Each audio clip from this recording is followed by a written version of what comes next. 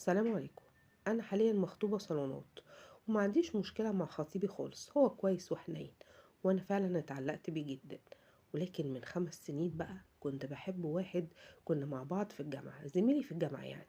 حب بقى مش قادرة اوصفه لكم، وهو كمان كان بيحبني جدا. وفجأة كده مرة واحدة سابني، وقال لي معلش الظروف المادية صعبة قوي معايا، مش هقدر اخد اي خطوة رسمي غير بعد سن ال30. هو فعلا بيحبني جدا، وظروفه المادية ما كانتش أحسن حاجة، وكان راجل بمعنى الكلمة، ومحبش يعلقني بيه. لما حس بقى ان هو مش هيقدر يوفي بوعده، قال لي انت من طريق وانا من طريق، انا في الوضع الحالي مش هقدر اخد اي خطوة رسمية. حاولت معاه بكل الطرق الممكنة ان احنا نرجع لبعض، وقلت له يا سيدي نسيبها على ربنا، لكن هو رفض. وقال لي انا هبقى بظلمك جدا لو استمرتي معاه. وعلى مدار ال5 سنين دول كنت بكلمه كل فترة كده، كان بيقول لي انا لسه زي ما انا لسه مش قادر اعمل حاجه، مفيش بايدي اي حاجه اقدر اقدمها لك، لكن انا عارفه ومتاكده ان هو بيحبني جدا. والنهارده بقى بعد ال5 سنين انا عندي نفس المشاعر تجاهه. انا مش عارفه اعمل ايه. انا مش بكره خطيبي، بالعكس، انا متقبلاه جدا لان هو انسان كويس وشخصيه محترمه، وبيحبني جدا وبيعمل لي كل اللي انا عايزاه. بس حاسه ان ده مش حب. الحب الحقيقي هو الحبيبي الاولاني. كل ما افكر اني هتجوز حد تاني غيره، احس ان انا قلبي واجعني جدا. المشكله ان انا على مدار السنين دي كلها ما قدرتش ابعد بشكل دايم.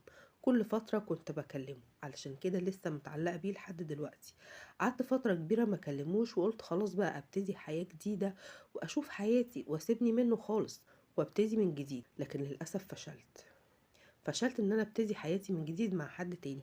مش قادره خالص اتحمل فكره ان انا هتجوز حد غيره. وللأسف كلمته وأنا مخطوبة، وقلت له أنا ممكن أرجع لك، بكلمة منك أنا ممكن أفسخ الخطوبة وأرجع لك. قال لي حرام عليكي، اتقي الله في خطيبك وشوفي طريقك معاه. قلت له تمسك بيا المرة دي أنا هضيع من إيدك، لكن رفض. وقال لي إن أنا كده بحسسه بعجزه، وبحسسه إن قد إيه إن هو صغير ومش قادر يعمل أي خطوة إيجابية. صعب عليا جدا أكتر ما صعبت عليا نفسي. يمكن لو حسيت ان هو بطل يحبني او كرهني كنت هرتاح، لكن المصيبة ان انا عارفة ان هو بيحبني اكتر ما انا بحبه. هو بقى قفل على نفسه جدا، واتغير 360 درجة، وبقى شخص مكتئب ومش واثق في نفسه ولا في اي حاجة في الدنيا. صعبان عليا قوي. انا حاسة بالندم اني ما استنيتوش. طالما عارفة ان هو بيحبني المفروض كنت استنيت، ما كنتش استعجلت واتخطبت. لكن كل تفكيري كان ان انا عايزة اتجوز وخلاص، وخايفة اسيب خطيبي واندم، وخايفة أندم أكتر إن أنا ما كملتش مع حبيبي الأولاني.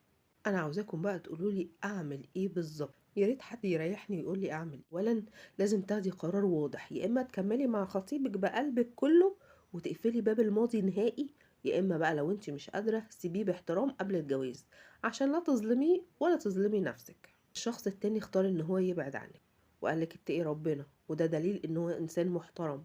بس للأسف إن هو مش متاح إن هو يكون شريك حياة في الوقت الحالي. لو فضلتي ماسكة بقى في الماضي هتخسري الحاضر وهتتعبي نفسيا، ممكن تظلمي خطيبك معاكي. انتوا بقى لو مكانها هتعملوا ايه؟ مستنية اعرف رأيكم في التعليقات، واستنوني ان شاء الله في حلقة جاية في مشكلة جديدة. والسلام عليكم.